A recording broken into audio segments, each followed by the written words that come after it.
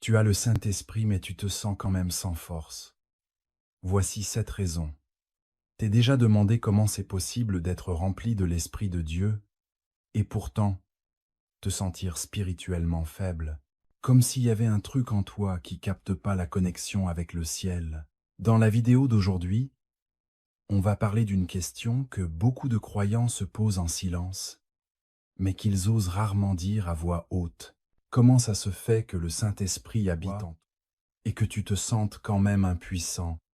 Tu pries, tu loues, tu lis la Bible, et tu sais, tu es sauvé, mais au fond de toi, tu sens qu'il manque un truc.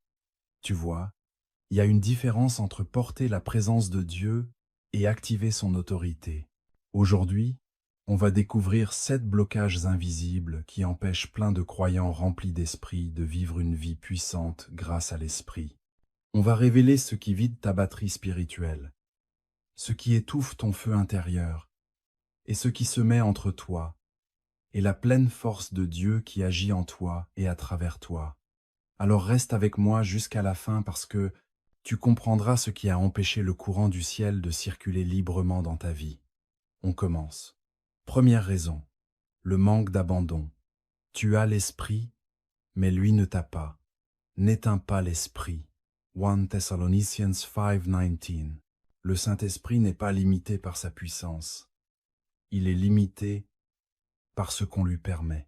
Beaucoup de croyants ont reçu la présence intérieure de l'Esprit, mais ne lui ont jamais laissé la pleine maîtrise de leur vie.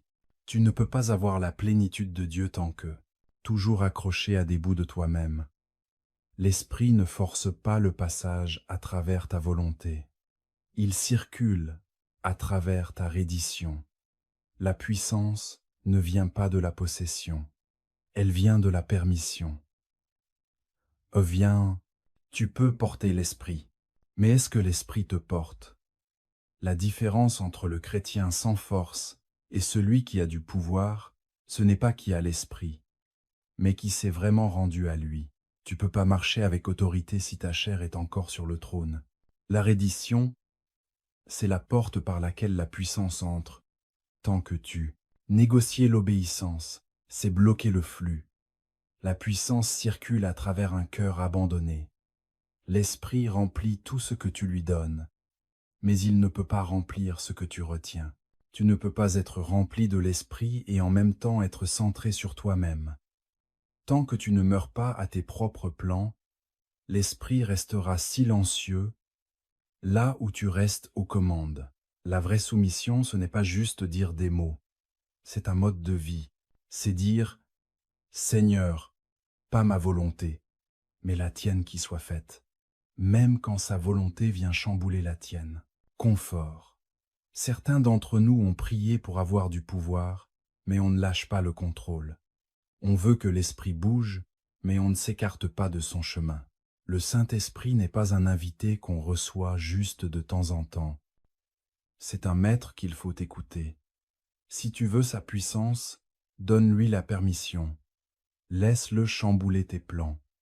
Réécris tes attentes et redéfinis ta zone de confort, parce que c'est quand tu perds le contrôle qu'il peut vraiment agir.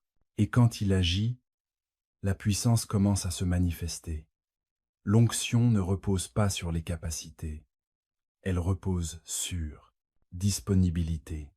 La question n'est pas de savoir si tu as le Saint-Esprit. La vraie question, c'est est-ce que le Saint-Esprit te contrôle? Deuxième raison, l'ignorance de ton identité spirituelle. Le pouvoir demande de la conscience. Mon peuple périt par manque de connaissance. Osée 4:6. Tu ne peux pas avancer dans ce que tu ne comprends pas. Le Saint-Esprit ne fait pas que te donner de la puissance. Il te définit. Mais quand tu ne sais pas qui tu es, tu vis en dessous de ce qui t'appartient. Beaucoup de croyants prient pour ce qu'ils ont déjà, parce qu'ils ne savent pas. Comprends ce qu'ils portent déjà. Tu n'es pas seulement sauvé, tu es assis avec le Christ dans les lieux célestes. Éphésiens 2:6. Tu n'es pas juste un humain ordinaire, tu portes la nature divine. 2 Pierre 1:4. Le Saint-Esprit n'est pas à côté de toi, il habite en toi. Pourtant, Beaucoup de chrétiens vivent comme des locataires au lieu d'être propriétaires, louant la présence de Dieu à travers des expériences occasionnelles au lieu de vivre en hôte de sa gloire. Tu ne peux pas manifester ce que tu n'as pas réalisé jusqu'à ce que la révélation devienne prise de conscience. Ton pouvoir reste potentiel. L'ignorance peut faire vivre un roi comme un esclave. Un croyant qui ne sait pas qui il est en Christ va toujours quémander ce que le ciel a déjà approuvé. Le pouvoir vient de l'identité parce que l'autorité est toujours liée à la conscience de soi. Quand Jésus a été tenté, il n'a pas paniqué. Il a répondu en connaissant son identité. C'est écrit, a-t-il dit, parce qu'il savait qui il était et à qui il appartenait. Quand tu oublies que tu es un enfant du roi, tu commences à vivre comme un orphelin. Quand tu oublies que tes paroles ont du poids, tu parles de doute plutôt que de foi. L'esprit donne la puissance, mais l'esprit doit être d'accord avec la pensée pour que cette puissance se manifeste. Tu peux pas mener une vie guidée par l'esprit avec un état d'esprit qui se limite tout seul. Beaucoup prient pour recevoir du feu, mais ils avancent comme s'ils avaient oublié. Avant de demander plus de puissance, demande une meilleure révélation de qui tu es déjà en Christ.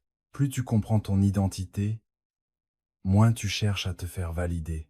Plus tu reconnais ton autorité, moins tu auras peur des épreuves. Tu n'es pas conçu pour survivre dans ce monde. Tu as été oint pour le transformer. La puissance commence quand on se souvient de qui on est. Troisième raison, la déconnexion avec la parole. L'esprit agit à travers les Écritures. Les paroles que je vous ai dites sont esprit et vie. Jean 6 contre 63. La parole de Dieu n'est pas juste un texte, c'est le moyen par lequel se transmet. Là où la parole manque, l'esprit se tait. Beaucoup veulent ressentir l'action de l'esprit, mais ils ont négligé la base, la parole. Tu peux pas prétendre marcher dans la puissance si ta lampe est éteinte. L'huile. Et l'huile circule à travers l'intimité avec la parole. Le Saint-Esprit roule sur les rails des Écritures. Il voyage sur la vérité. Si tu te déconnectes de la parole, tu te coupes de sa voix. L'adoration émotionnelle peut te remuer, mais c'est la parole qui te stabilise.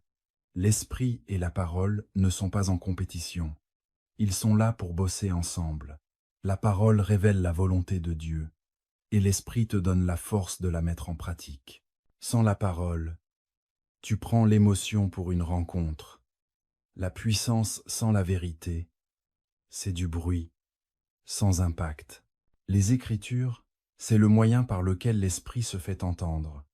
Comme l'électricité a besoin de fils pour circuler, l'esprit a besoin de la parole pour transmettre sa puissance. Tu peux pas t'attendre à avoir du courant si les câbles de ton âme sont débranchés de la révélation. Plus la parole vit en toi, plus le ciel peut passer à travers toi. Jésus a battu l'ennemi pas en criant, mais grâce aux Écritures. Il est écrit, était son arme, et ça doit être la nôtre aussi. Quand tu intègres la parole, l'esprit amplifie ton autorité. L'ennemi, la vraie peur, c'est pour le croyant qui non seulement prie en langue, mais parle la parole avec conviction. Le pouvoir commence dès que tu commences à dire ce que Dieu a déjà dit. Chaque verset que tu retiens devient une épée que l'esprit peut manier. La parole, c'est pas un livre d'histoire, c'est un courant vivant. Si ta relation avec les Écritures est au petit bonheur la chance, ta relation avec l'esprit sera superficielle. Mais quand la parole devient ton pain quotidien, l'esprit devient ta force de tous les jours, parce que l'esprit souffle là où la parole habite. Et si tu veux voir la puissance de Dieu agir dans ta vie, plante la parole bien profonde dans ton esprit, jusqu'à ce que la vérité devienne ta deuxième langue et que les Écritures deviennent ta réaction naturelle. Parce que quand la parole remplit ton esprit, l'esprit remplit ta vie. Et là où l'esprit est, la puissance déborde. Quatrième raison, le non-pardon et la pollution intérieure. L'esprit ne peut pas circuler dans un cœur bouché. Crée en moi un cœur pur, ô Dieu, et renouvelle en moi un esprit droit. Psaume 51 contre 10. Le Saint-Esprit habitant. La pureté, pas la perfection. La puissance ne circule pas dans des tuyaux bouchés. Tu peux être oint, mais quand même freiné, doué, mais limité, présent dans la maison de Dieu, mais déconnecté du mouvement de Dieu juste parce que ton cœur porte des choses avec lesquelles le ciel ne peut pas cohabiter. L'Esprit de Dieu, c'est comme une rivière pure, constante, vivante, et qui donne la vie. Mais quand les canaux de ton âme sont bloqués par l'amertume, le ressentiment, la jalousie, l'orgueil ou le refus de pardonner, cette rivière ne peut pas couler librement, et une rivière stagnante engendre la mort, pas la vie. Tu peux crier Alléluia avec ta bouche tout en gardant de la haine dans ton cœur. Mais l'esprit ne peut pas circuler sur un terrain divisé. L'esprit ne peut pas donner de la force à ce qui est enfermé dans la douleur. Beaucoup de croyants n'ont pas un manque d'esprit. Ce qui leur manque, c'est une circulation spirituelle. Ils ont enfermé la puissance à l'intérieur parce que leur cœur est pollué par ce qu'ils refusent de lâcher. C'est pour ça que David a prié non pas pour une nouvelle onction, mais pour un cœur pur. Il savait que la puissance ne vient pas de la performance, mais de pureté. Dieu peut oindre un berger, mais il ne peut pas oindre un esprit aigri. Un vase sale ne peut pas contenir de l'huile sainte. Quand tu pardonnes, tu n'excuses pas l'offense. Tu débloques ton esprit. Tu ouvres le canal par lequel le courant de la force divine peut revenir. Le pardon, ce n'est pas une émotion. C'est une démarche spirituelle. C'est choisir la liberté plutôt que l'esclavage. La plénitude plutôt que l'amertume. C'est dire « Dieu, je te fais confiance pour gérer ce qui m'a blessé. » Et voilà, quand tu le fais, quelque chose de surnaturel se produit. Le flux revient, le ciel revient en force dans ton cœur, et la puissance recommence à bouger. La purification précède toujours l'onction.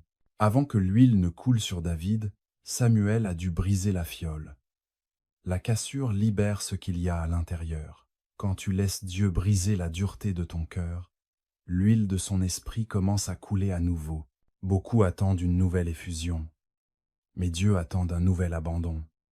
Il dit « Je ne peux pas verser dans ce que tu refuses de purifier. » L'esprit ne reste pas dans les rancunes. Il habite la grâce. Dès que tu lâches la douleur, la présence de Dieu déboule comme l'eau qui trouve son chemin. Tu peux pas inviter le paradis si tu as encore l'enfer dans le cœur. Le pardon, c'est la valve qui laisse passer la puissance divine. Lâche l'amertume et regarde l'onction revenir. Lâche prise et laisse Dieu remplir ce qui était empoisonné avec la paix. 5e raison. Négliger. La puissance s'éteint quand la communication s'efface. Les hommes doivent toujours prier et ne jamais cesser. Ne baisse pas les bras. Luc 10:8 contre 1. La prière, ce n'est pas une activité religieuse, c'est le rythme naturel de l'esprit, comme la respiration. C'est le dialogue divin entre ton esprit et celui de Dieu. Quand la prière faiblit, la puissance s'en va. Quand la communication s'arrête, le lien s'affaiblit.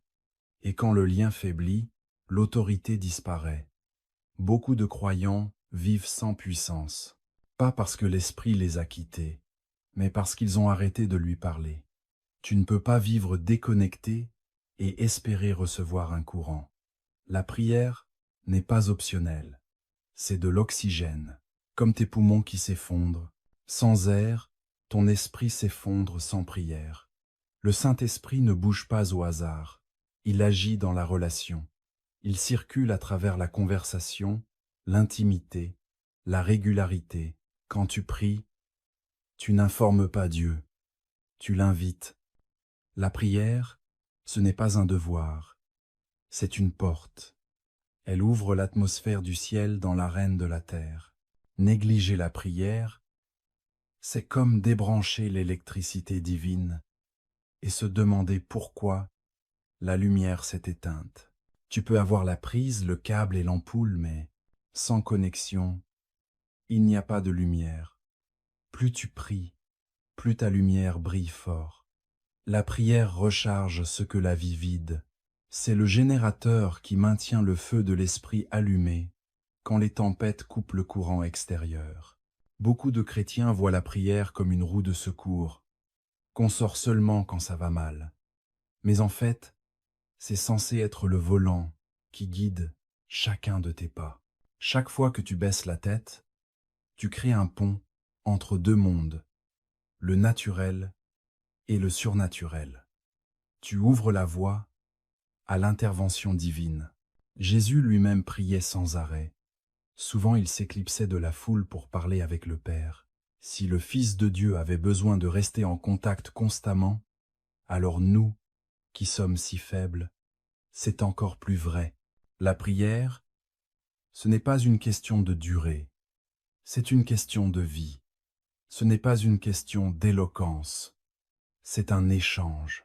C'est là où ton inquiétude fait place à l'adoration, ta confusion à la clarté, ta peur à la foi. La puissance du Saint-Esprit se nourrit de cette communication constante. Quand tu pries, tu recharges ton esprit. Quand tu arrêtes, tu éteins ta flamme. Un chrétien qui ne prie pas, c'est comme un soldat sans armes, équipé d'une armure, mais sans force au combat. Quand la prière meurt, la passion s'éteint. Quand la passion s'éteint, le pouvoir disparaît. C'est pour ça que Paul disait « Priez sans cesse » 1 Thessaloniciens 5, 10 à 7. Parce que la prière garde ton esprit vivant, ta foi active et ta connexion claire. L'ennemi ne craint pas un chrétien qui va à l'église. Il craint celui qui prie. Parce que la prière change l'attitude de ton esprit. Elle te relève. Au-delà de la peur, ça te recentre sur ton but et t'aligne avec le courant du ciel.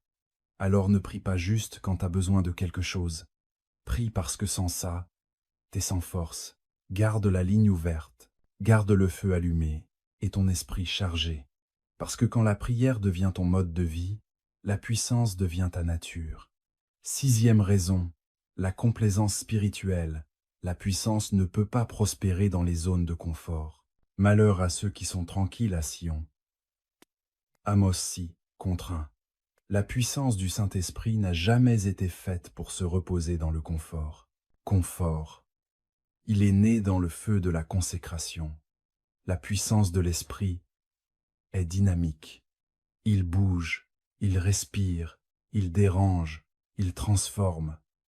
Partout où il passe, il avance. Mais quand un croyant devient immobile dans son esprit, stagnant dans sa faim, et satisfait d'une médiocrité spirituelle, le feu commence à s'éteindre.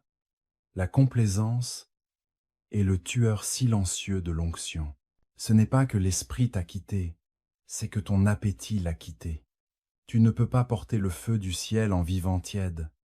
L'esprit ne donnera pas de puissance à ceux qui ont choisi paix avec passivité. Le Saint-Esprit ne s'installe pas dans le confort. Il habite dans l'engagement.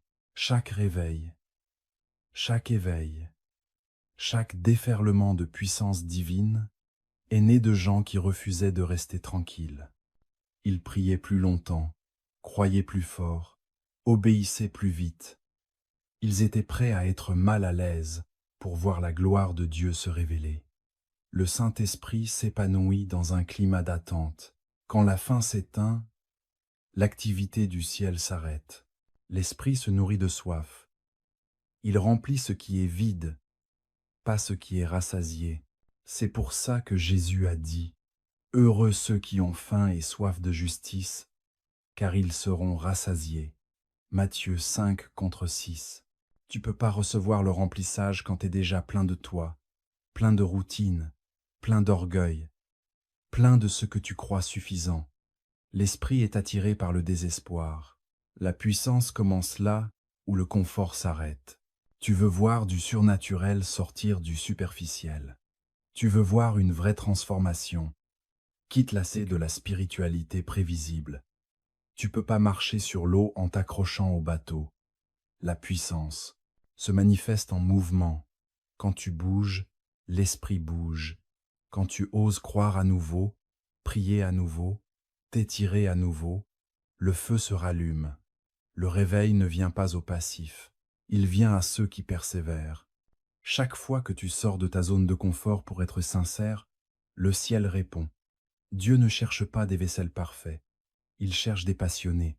Les confortables regarderont toujours les miracles, mais les engagés les vivront toujours. Raison numéro 7. Le manque d'obéissance. L'Esprit donne de la force à ceux qui suivent sa direction. Nous sommes témoins de tout ça. Et c'est pareil pour le Saint-Esprit que Dieu donne à ceux qui lui obéissent. Acte 5:32. La puissance ne reste pas juste là, elle suit des instructions. Le Saint-Esprit, c'est un leader, pas un suiveur. Il donne de la force pour avancer dans la bonne direction, pas pour faire la rébellion. Certains croyants prient pour avoir plus d'onction, mais ils zappent la dernière consigne qu'ils ont reçue. Ils demandent une nouvelle révélation, mais ils n'ont même pas agi selon la dernière parole que Dieu leur a donnée. L'Esprit ne donne pas de puissance pour désobéir, il donne de la force pour s'aligner. Tu peux pas espérer un partenariat divin si marcher dans l'obstination humaine. L'obéissance, c'est la langue d'amour du ciel. C'est le pont entre le potentiel et la puissance. À chaque fois que tu obéis, tu deviens un canal de la volonté divine. Quand Dieu dit pardonne et que tu pardonnes, la puissance coule. Quand il dit parle et que tu parles, la puissance coule. Quand il dit attends et que tu attends, la puissance coule. L'onction de l'esprit s'intensifie dans le terreau de l'obéissance. Les miracles pour lesquels tu pries t'attendent de l'autre côté de ta soumission. Pierre n'a pas attrapé de poisson avant d'obéir. L'instruction. Jette ton filet de l'autre côté. Jean 20 et 1 contre 6. Et l'homme n'a pas été guéri tant qu'il n'a pas obéi à la parole de plonger dans le Jourdain. La veuve n'a pas vu de provision tant qu'elle n'a pas obéi à l'ordre d'Élie de verser sa dernière goutte d'huile.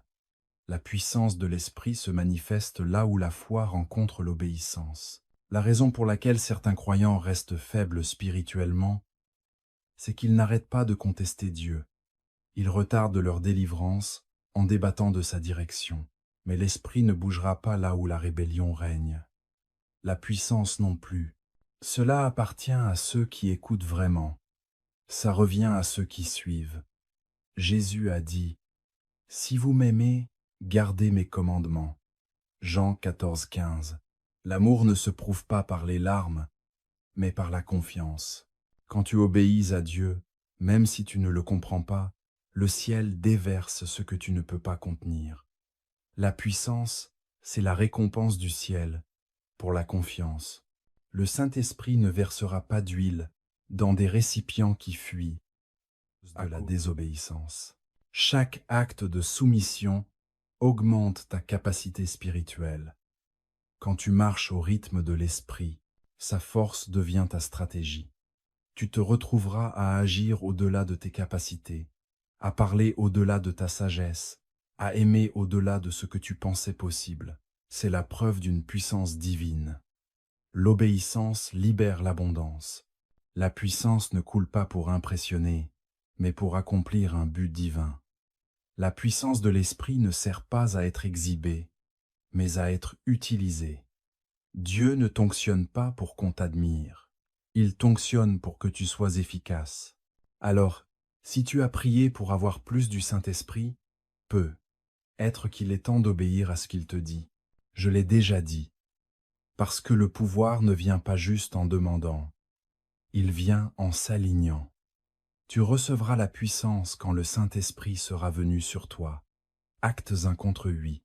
Mais cette puissance ne se manifestera que si tu rends ta volonté à la sienne. Avoir le Saint-Esprit sans obéir, c'est comme avoir une voiture sans jamais tourner la clé, un potentiel sans mouvement. L'Esprit en toi n'est pas silencieux. Il attend d'être activé. Le pouvoir, ce n'est pas dans la possession, c'est dans la participation. Quand tu te rends, quand tu pries, tu sors, tu obéis, et lui, il agit. La puissance de Dieu n'attend pas de tomber du ciel. Elle attend de couler en toi. La source est déjà là. Maintenant, deviens le canal. Et à tous ceux qui regardent, si ce message a touché ton âme, ne t'arrête pas là. Like, abonne-toi et partage cette parole pour que d'autres soient réveillés par la vérité de l'Esprit de Dieu. Et pour entendre d'autres messages puissants qui changent la vie, clique sur la vidéo à l'écran. Ça va te prendre. Tu plonges encore plus profondément dans la sagesse de Dieu.